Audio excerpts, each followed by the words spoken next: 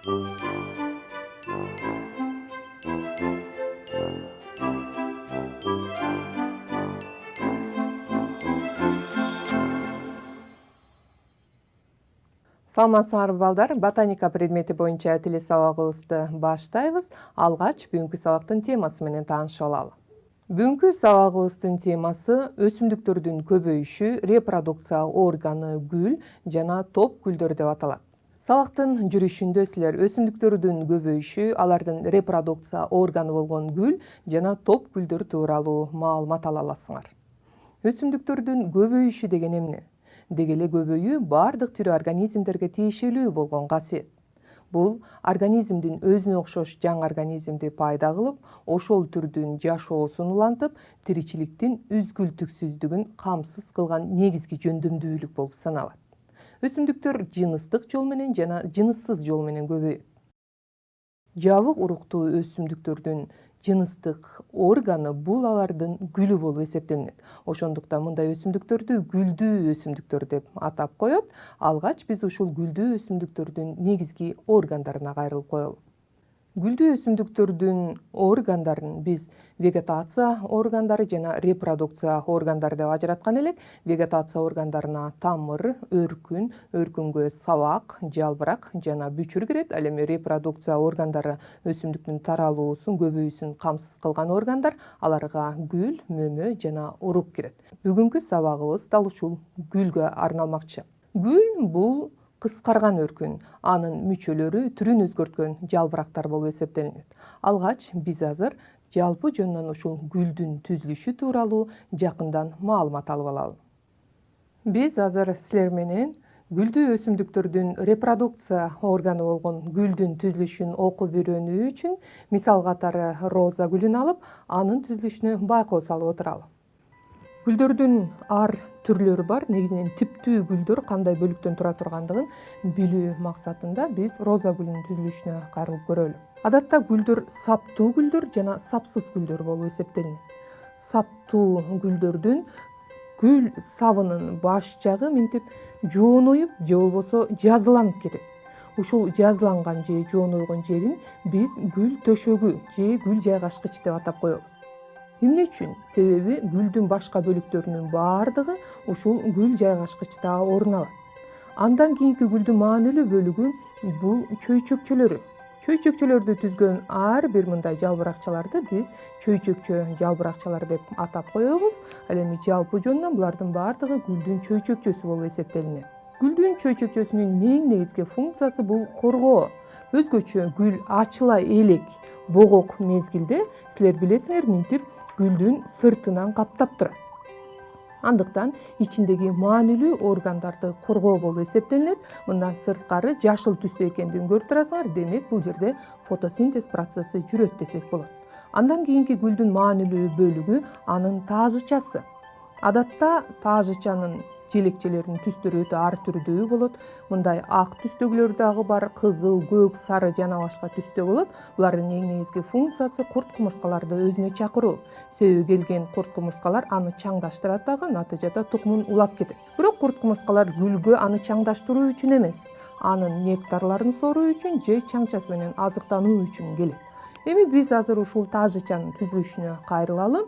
Мынакей таажычаны түзгөн ар бир мындай желекчелерди көрүп турасыңар. Булардын баардыгын желекче деп атаганыбыз менен жалпы жөнүнөн мындай назик, түстүү болгон желекчелерди биз таажыча деп атап коебуз. Эмне үчүн таажыча деп аталат? Карап көргүлөчү, эгерде тигинен карай турган болсок, кадимки эле башка кийген таажы, хандардын таажычалары барго, ошол өңдүү болуп тургандыктан муну биз таажыча деп атап коебуз жалпы жөнүнөн. Таажычанын эң негизги функциясы курт кумурскаларды өзүнө тартуу деп айттык. Мындан сырткары гүлдүн ичиндеги маанилүү деп аталган аталык жана энелик жыныстык органдарын коргоо болуп эсептелинет. Карап турасыңарбы, мынакей бул роза гүлүндө ичиндеги аталыгы дагы, энелиги дагы көрүнбөй эле турат. Эгерде биз анын желекчелерин ала турган болсок, анда ичинде гүлдүн негизги жыныстык органдары чыгат. Гүл бул кыскарган өркүн болуп эсептелинет. Демек гүлдүн негизги органдары, желекчелери, чөйчөкчөлөрү жана башка органдардын баардыгы түрүн өзгөрткөн жалбыракчалар болуп эсептелинет. Роза гүлүнүн желекчелеринин саны 12ден ашык. Ошондуктан биз адатта буларды формуласын жазган маалда чексиз деген белги менен белгилеп жазабыз. Көрдүңөрбү, канча катмар кабат менен ичинен анын аталыгы жана энелиги корголгондугун көрүп турасыңар. Мынакей гүлдүн ичинде аталыгы жана энелиги турат. Байкап турасыңарбы, аталыгы дагы энелиги дагы гүл жайгашкычта жайгашкан. Демек, гүлдүн баардык мүчөлөрү гүл төшөгүндө же болбосо гүл жайгашкычында жайгашат экен. Эгерде жакшылап көңүл бөлө турган болсоңор, четки тегерек айлампада гүлдүн аталыктары жайгашат, ал эми ортосунда болсо энеликтери жайгашат. Гүл жайгашкычка матырыла жайгашып, бул гүлдүн мөмөлүгү, гүл жайгашкычтын керегелери менен биригип өсүп тургандыгын көрүп турасыңар. Мынакей бул типтүү энелик десек болот. Себеби энеликтин 3 бөлүгү тең даана көрүнүп турат. Мынакей бул кызылыраак түстөгү башы бул чаңалгыч болуп эсептелинет. Андан кийин ичке узун жери бул мамычасы, андан кийин жоонойгон аякчагы бул анын мөмөлүгү болуп эсептелинет. Ал эми типтүү аталыкка да көңүл бөлүп көргүлө. Типтүү аталык болсо 2 бөлүктөн турат. Мынакей бул сары түстөгү анын чаңдыгы, ал эми бул жип аталыктын жипчеси деп аталат.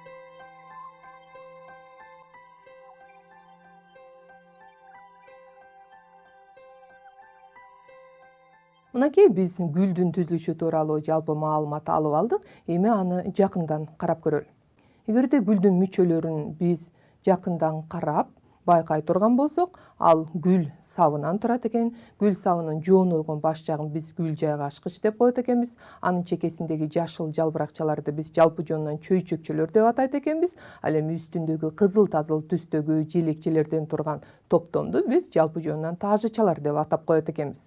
Ушул таажыча менен чөйчөкчөсүн бириктирип биз гүл коргон деп атайбыз. Эгерде гүлдө экөө тең болсо, мындай гүлдөрдү биз кош гүл коргондуу гүл деп атайбыз. Эгерде бирөө болуп, бирөө болбой калса, анда жөнөкөй гүл коргондуу гүл деп атап коебуз. Эгерде гүлдө чөйчөкчөсү болуп, таажычасы болбосо, мындай гүлдөрдү чөйчөкчөдөй жөнөкөй гүл коргон деп атайбыз. Эгерде таажычасы болуп, чөйчөкчөсү болбосо, анда мындай гүлдөрдү биз таажычадай жөнөкөй гүл коргондуу гүл деп атайбыз. Ошондой эле гүлдөгү эң маанилүү органдар бул алардын энеликтери жана аталыктары. Азыр биз алгач ушул энеликтин түзүлүшүнө токтолуп, кайрылып коелу. Типтүү энелик төмөндөгүдөй 3 бөлүктөн турат. Биринчи бөлүгү анын чаңалгычы. Чаңалгыч өзүнүн эле аты айтып турат. Эң негизги функциясы чаңчаны кармап калуу. Башкача айтканда, чаңалгычта ар түрдүү түкчөлөр жана ошондой эле момсумал жабышчаак заттар болот. Андан кийинки моюнча өңдүү бөлүгүн биз мамыча деп атайбыз. Айрым гүлдөрдө мындай мамычалар болбойт да, түздөн түз чаңалгыч мөмөлүккө өтүп кетет. Мөмөлүк энеликтеги маанилүү орган, себеби мөмөлүктүн керегелеринен кийин мөмөнүн керегелери пайда болот. Ал эми ичиндеги урук бүчүрдөн болсо урук жаралат экен. Эми аталыктын түзүлүшүнө кайрылалы. Типтүү аталык 2 бөлүктөн турат. Биринчи бөлүгү бул аталык жипче деп аталат деп айтканбыз. Буга чейин маалыматыңар бар. Аталык жипчелер спиралдашкан абалда, түктүү абалда ар түрдүү болот. Ал эми экинчи бөлүгү чаңдык болуп эсептелинет. Чаңдык 4 уячадан же 4 камерадан турат. Анын ичинде болсо көп сандаган майда чаңчалар бар. Биз жана гүл коргон тууралуу кеп кылып калдык. Гүлдүн ошол таажычасы жана чөйчөкчөлөрүнө карап, аларды төмөндөгүдөй топторго ажыратабыз. Биринчи топ — актиноморфтуу гүл, же болбосо туура гүл деп атайбыз. Мындай гүлдөр кандай гүлдөр болуп эсептелинет? Эгерде гүл аркылуу бир же бир нече симметрия окторун жүргүзүп, гүлдү окшош бөлүктөргө бөлүүгө мүмкүн болсо, анда мындай гүлдөрдү биз актиноморфтуу гүл деп атайбыз. Аларды жылдызча тамгасы менен белгилеп коебуз. Туура эмес же зигоморфтуу гүл деген эмне? Эгерде гүл аркылуу бир гана симметрия огун жүргүзүп, гүлдү 2 гана окшош бөлүктөргө бөлүүгө мүмкүн болсо, мындай гүлдөрдү биз зигоморфтуу же болбосо туура эмес гүлдөр деп атап коебуз. Ал эми ушул туура эмес гүлдөрдүн ичине асимметриялуу дагы гүлдөр кирет. Бул гүлдөр аркылуу бир дагы симметрия огун жүргүзүүгө мүмкүн эмес. Башкача айтканда, бул гүлдүн чөйчөкчөлөрү жана таажычаларын түзгөн желекчелеринин формасы ар түрдүү болгондуктан, аларды окшош бөлүктөргө бөлүүгө мүмкүн эмес. Мынакей балдар, эми ушул жогорудагы маалыматтардын негизинде кезектеги суроого жакшылап ойлонуп жооп берип көрөлү. Сурообуз мындайча аталат. Буурчактын гүлү төмөндөгү гүлдүн топторунун кайсынысына мисал боло алат? Биринчиси актиноморфтуу күлгө, экинчиси зигоморфтуу күлгө, үчүнчүсү асимметриялуу күлгө, төртүнчүсү топ күлгө деген мисалдар болду. Ойлонуп көргүлөчү, бурчактын гүлү төмөндөгү гүлдүн топторунун кайсынысына мисал боло алат? Анда жоопко кайрылып коелу. Жообу көрсө зигоморфтуу гүл экен. Башкача айтканда, бурчактын гүлү аркылуу бир гана симметрия огун жүргүзүп, аны окшош эки гана бөлүккө бөлө алат экенбиз.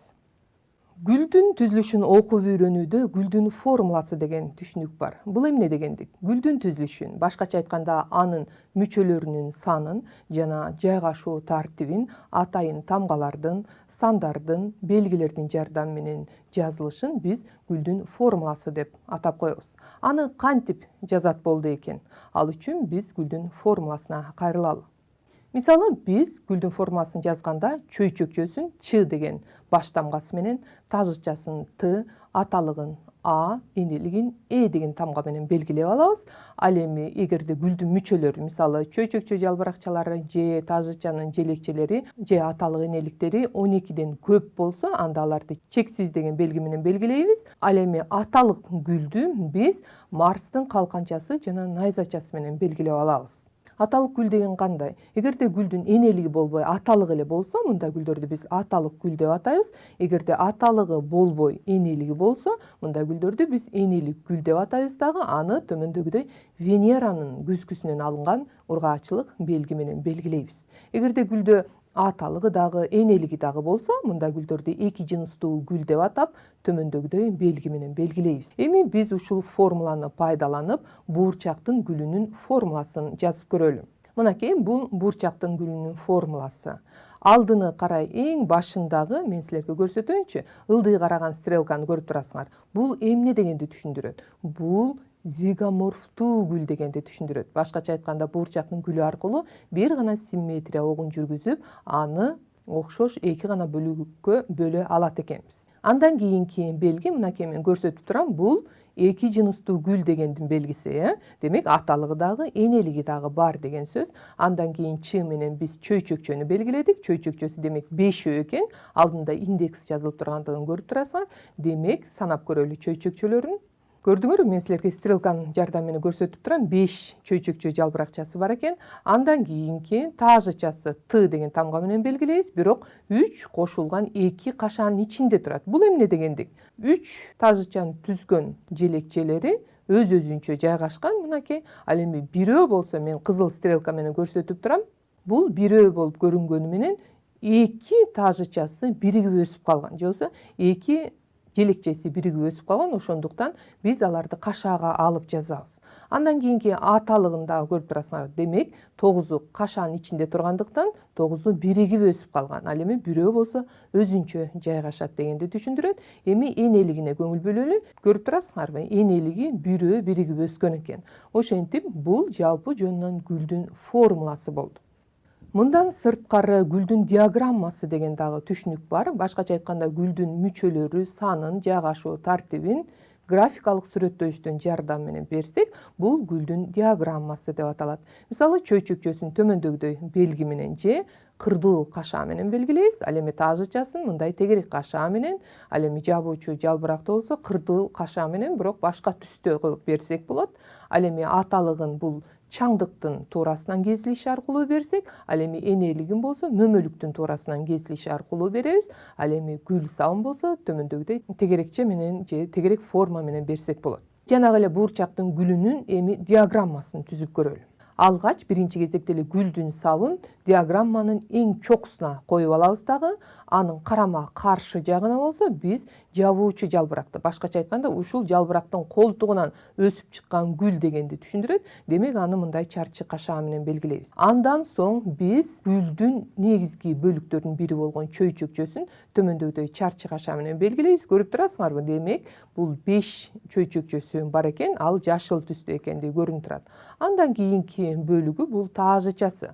Тажычасы жана 5 деп айтканбыз, бирок алдыңкы 2 желекчеси биригип өсүп калган. Көрүп турасыңар, биригип өскөндөрдү ичке сызыкчалар менен бириктирип коебуз. Андан кийин аталыктарын көрүп турасыңарбы? Чаңдыктын туурасынан кесилиши берилген, 9 биригип өскөн, бирөө өзүнчө деп айтканбыз, Демек даана көрүнүп турат. Ал эми ортосунда болсо энеликтин мөмөлүгү туурасынан кесилген сүрөттөлүш. Демек формулага караганда гүлдүн диаграммасы гүл тууралуу толугураак маалымат берет деп айтсак болот. Эми биз жогорудагы маалыматтардын негизинде кезектеги суроого ойлонуп жооп берип көрөлү. Адегенде диаграммага жакшылап көңүл бөлөлү. Эми тапшырма. Гүлдүн диаграммасына кайсы формула туура келет? Санап көргүлөчү канакей. Биринчиси көрүп турасыңар, экинчи дагы формуланы берип отурам. Чөйчөкчөлөрүн, тажычаларын, аталык энеликтердин саны жана ошондой эле алардын жайгашуу тартиби боюнча оңой эле эсептеп койсоңор болот. Анда туура жоопко кайрылалы, бул биринчи экен. Көрүп турасыңар, демек туура гүл экен, аны жылдызча менен белгилеп атабыз. Эки жыныстуу гүл экен, чөйчөкчө, тажыча, аталыктары 5тен экен, саны даана көрүнүп турат. Энелиги 1 деген жооп болду. Адатта гүлдөр жалгыздап эмес, тобу менен өсүшөт. Эгерде башкы гүл сапта 2 же андан көп гүл болсо, мындай гүлдөрдү биз топ гүлдөр деп атайбыз. Топ гүлдөрдү окуу үйрөнүүгө ыңгайлуу болсун деп биз аларды төмөндөгүдөй топторго ажыратып алабыз. Мынакей топ гүлдү көрүп турасыңар. Демек топ гүлдөр бул абалда курт-кумурскаларга даана көрүнөт. Адатта майда гүлдөр топ гүлдөргө биригет. Топ гүлдөр өз ичинен жөнөкөй топ гүлдөр жана татаал топ гүлдөр деп бөлүнөт. Жөнөкөй топ гүлдөргө биз чачыны, калканчаны, машакты, сотону, чатырды, башчаны жана себетти киргизсек, ал эми татаал топ гүлгө болсо биз татаал чачыны, татаал калканчаны, татаал машакты жана татаал чатырчаны киргизип коебуз. Эми ар бирине бирден токтолуп көрөлүчү. Алгач биз жөнөкөй топ гүлдөргө кайрылалы. Мисалы, чачы деген эмне? Бул башкы гүл сапта каптал гүлдөрдү көрүп турасыңарбы? Саптуу каптал гүлдөр кезектешип жайгашып тургандыгын көрүп турасыңар. Кадимки чачыга окшош, же болбосо мончокко окшош. Мен силерге мисал катары мончок гүлдү мисал алдым. Ал эми калканча өзүнүн эле аты айтып турат. Демек башкы гүл сапта каптал гүлдөр, саптуу гүлдөр жайгашат экен. Бирок улам саптуу гүлдөрдүн алдыңкылардын саптары узун жана алар бир тегиздикте же калкан сымал жайгашат экен. Ошондуктан мындай топ гүлдөрдү биз калканча деп атап коет экенбиз. Ал эми машак чачы сыяктуу эле жайгашат, бирок сапсыз гүлдөр кезектешип жайгашып тургандыгын көрүп турасыңар. Буга кадимки эле жана бака жалбыракты мисал келтирсеңер болот. Сото көрүп турасыңарбы? Башкы гүл сабы жоон ойгон жана анда сапсыз гүлдөр жайгашып турат. Бул кадимки эле жүгөрүнүн гүлүн элестетсеңер болот. Мындан сырткары жөнөкөй топ гүлдөргө чатыр дагы кирет. Кадимки пияздын гүлүн көрүп эле жүрөсүңөр да, Демек башкы гүл сабы кыскаргандагы андан бирдей саптуу болгон каптал гүлдөр чыгат дагы, алар купол сыяктуу же бир тегиз сыяктуу чатыр өңдүү форманы берет. Ал эми себет өзүнүн эле аты айтып турат, башкы гүл сабы кыскарган жана баш жагы жоон, томпок болушу мүмкүн же жалпак болушу мүмкүн жана анда сапсыз гүлдөр жайгашат. Мисалы, кадимки эле күн караманын гүлдөрүн же какымдын гүлдөрүн жана башкаларды мисал келтирсек болот. Башча өзүнүн эле аты айтып тургандай, башкы гүл сабы жоон ойгон болот дагы, анда сапсыз гүлдөр катары менен чачы өңдүү жайгашат. Мисалы, кадимки эле буга беденин гүлүн элестетсек болот. Андан кийин татаал топ гүлдөргө кайрылалы. Бул жанагы жөнөкөй топ гүл сыяктуу эле башкы гүл сабы, бирок анда жөнөкөй топ гүлдөр кезектешип биринчи иретте, экинчи иретте жайгашышат. Мынакей татаал чачыны көрүп турасыңар, Демек башкы гүл саптын капталдарында жөнөкөй чачылар кетет экен. Ал эми кийинкиси болсо татаал калканча. Башкы гүл сап анын капталдарында жөнөкөй калканчалар биринчи, экинчи иретте болуп кеткендигин көрүп турабыз. Андан кийинки татаал машак, жанагы эле жөнөкөй машактар башкы гүл саптын капталдарында биринчи, экинчи иретте кетип жатат. Татаал чатырча жанагыдай эле башкы гүл сабы кыскарган жана анын башында бирдей узундуктагы жөнөкөй чатырчалар кеткендиги даана көрүнүп турат. Эми жогорудагы маалыматтарды өз ичине камтыган кезектеги суроого ойлонуп жооп берип көрөлү. Какымдын гүлү төмөндөгүлөрдүн кайсы тобуна кирет? Ойлонуп көргүлөчү. Биринчи башча кабы, экинчи сото кабы же машак кабы же себет кеби? Анда туура жоопко кайрылалы. Бул себет экен. Башкача айтканда, какымдын гүлүн биз себет деп атап койсок болот экен. Эми сабактын жүрүшүндөгү негизги терминдерге токтолуп коелу. Гүл гүлдүү өсүмдүктөрдүн репродукция органы кыскарган өркүн болуп эсептелинет.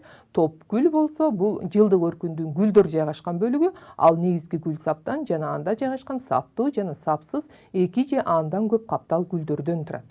Гүлдүн формуласы, гүлдүн түзүлүшүн, башкача айтканда анын мүчөлөрүнүн санын, жайгашуу тартибин тамгалар, сандар, атайын белгилердин жардамы менен жазууну айтып коет экенбиз. Ал эми гүлдүн диаграммасы деп гүлдүн туурасынан кесилишиндеги анын мүчөлөрүнүн санын, жайгашуу тартибин көрсөткөн графикалык сүрөттөлүштү атайт экенбиз. Ошентип балдар, биз силер менен бүгүнкү сабактын жүрүшүндө өсүмдүктөрдүн көбөйүшү, репродукция органы болгон гүл, гүлдүн түзүлүшү, түрлөрү жана топ гүлдөрдүн түрлөрү тууралуу маалымат алдык. Сабакка көңүл бөлгөнгөр үчүн ыраазычылык билдирейин. Кайрадан көрүшкөнчө саламатта тургула.